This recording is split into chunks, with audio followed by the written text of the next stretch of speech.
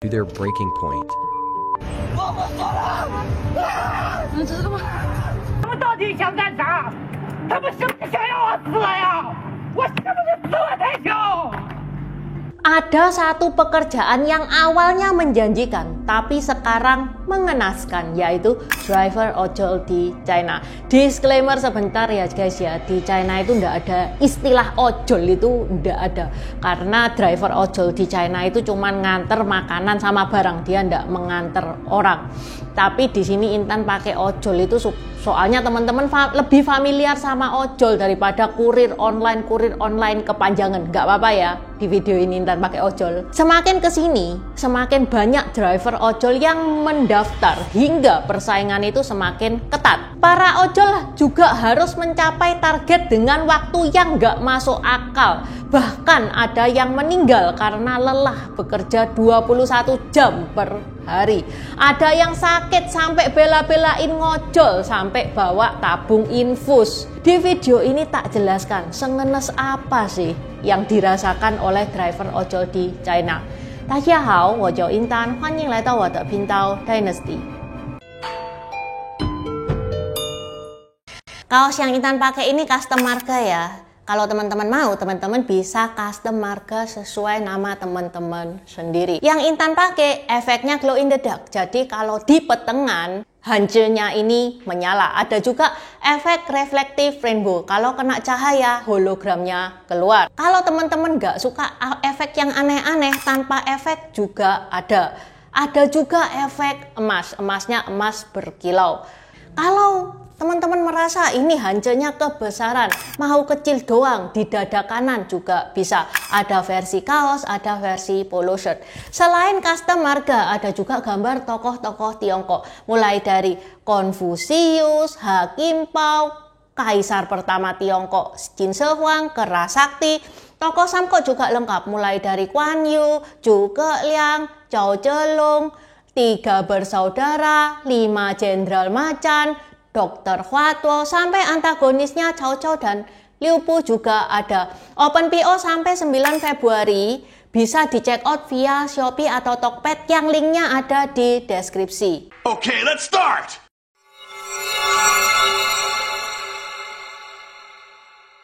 Aplikasi driver ojol di China ini sebenarnya sudah ada sejak lama. Sejak tahun 2008 itu sudah ada aplikasi ojol di China. Di Indonesia kan baru 2016 kan ya masuk itu Gojek. Kalau di China 2008 itu sudah ada. Yang menemukan adalah Zhang Shuhao. Tapi pada tahun 2008 bisnisnya ini tidak jalan. Bisnisnya itu kesendat-sendat.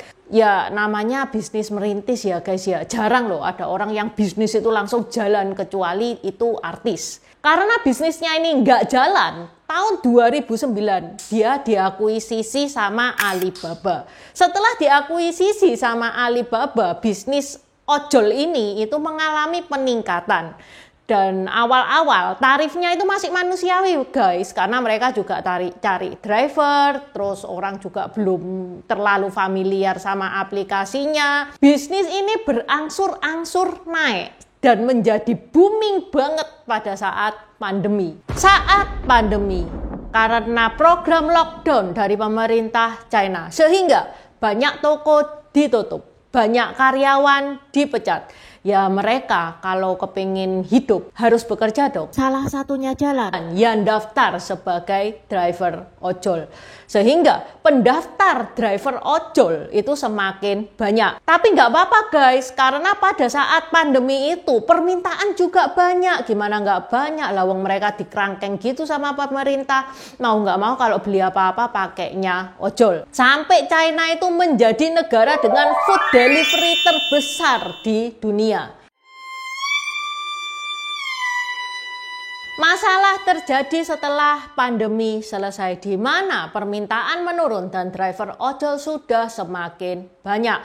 Per tahun 2024 angka driver ojol itu sampai mencapai 12 juta driver.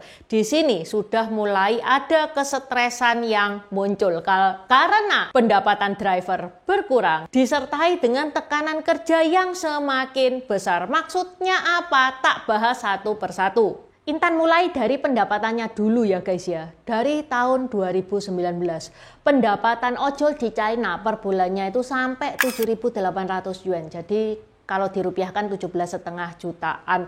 Ya kalau dirupiahkan memang kelihatan besar, tapi nggak sebesar yang kita orang Indonesia bayangin ya guys ya. Karena biaya hidup di China juga tinggi, tapi lumayan lah kalau 7.800 yuan per bulan itu bisa dibuat hidup, itu masih bisa. Tapi sekarang pendapatan mereka sudah nyusut 1.000 yuan per bulan. Nyusutnya itu sampai 2 jutaan per bulan. Dulu untuk jarak 3 kilometer mereka itu dikasih 12 yuan. Tapi sekarang untuk jarak 3 km cuman dikasihnya 5 yuan. Semenyusut itu guys. Itu dari segi pendapatan. Sekarang dari segi tekanan. Dulu untuk jarak 3 km mereka dikasih waktu sejam. Sekarang waktu juga dipersempit. Dipersempit kayak gimana? Jadi awal-awal 3 km itu kan dikasih waktu sejam nih ya. Driver harus menyelesaikan semuanya dalam waktu sejam.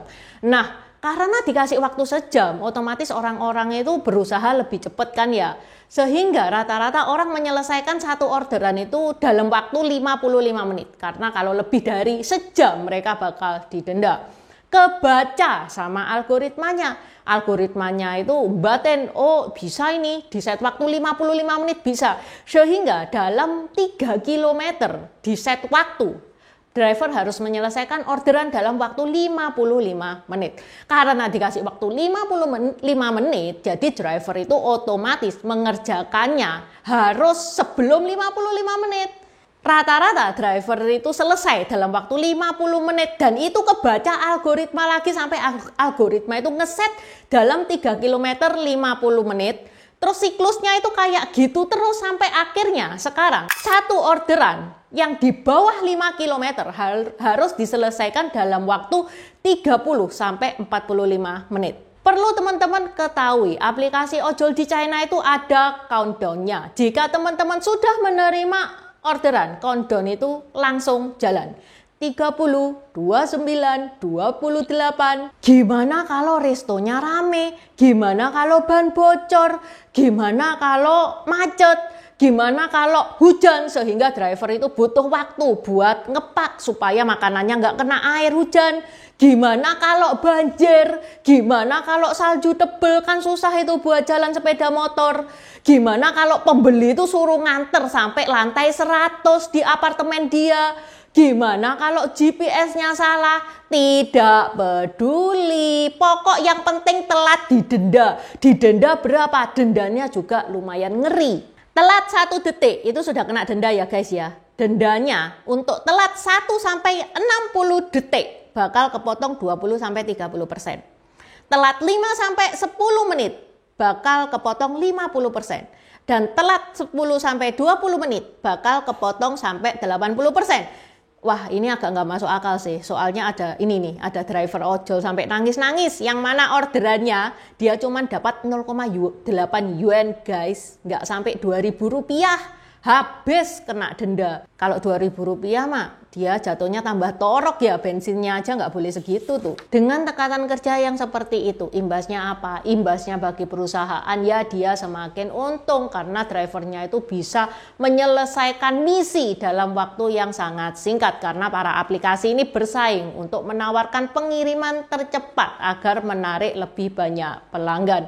Perusahaan bisa cuan lebih banyak lagi. Gimana dengan imbas drivernya? Karena dikasih waktu yang sangat-sangat mepet. Akhirnya banyak terjadi kecelakaan di China. Pada tahun 2021 angka kecelakaan itu guys meningkat sampai 49% dan banyak kejadian tolol gara-gara driver itu pada ngebut dan melanggar lalu lintas. Kayak ini nih, jelas-jelas lampu merah loh diterobos. Di China guys, kalau jelas-jelas kasusnya kayak gini, si motor ini melanggar lalu lintas terus dia ketabrak gitu ya. Si motor tidak akan mendapatkan kompensasi apapun loh karena dia yang salah. Dia tidak akan mendapatkan kompensasi sepeser pun meskipun yang nabrak mobil. even nyawa pesepeda motor ini melayang, dia tetap tidak akan mendapatkan kompensasi apa-apa. Dari segi aplikasinya sendiri juga ngawur guys, karena aplikasi ini menyarankan yang tercepat untuk driver, sehingga driver itu dikasih jalan-jalan yang motong-motong, jalan-jalan tikus, ngelawan arah, masuk trotoar, tuh sampai tangga juga diterabas. Pada tanggal 12 Agustus 2024 ada berita heboh, ada anak ya, masih muda, masih 20 tahun, dia mahasiswa yang nyambi sebagai driver ojol, kejadiannya di Hangzhou.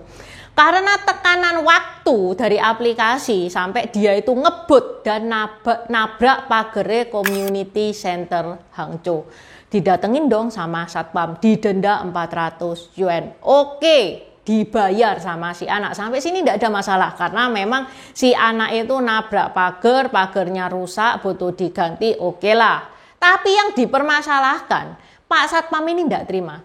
Dia nyuruh si anak berlutut di depan dia, yang mana ini tempatnya juga di pinggir jalan, diliatin banyak orang. Ini kan mau ngejatuhin mental si anak itu, ya kan? Karena kasus si anak ini viral, ratusan driver itu langsung mendatangi tempat security demo di sana. Itu anak, kenapa harus sampai disuruh berlutut kayak gitu? Si anak kan sudah bayar, sudah mau bayar dendanya. Si tahu nggak? Kamu satpam, kamu nggak tahu loh, kita itu dalam kondisi tertekan, disuruh menyelesaikan misi dalam waktu yang nggak masuk akal.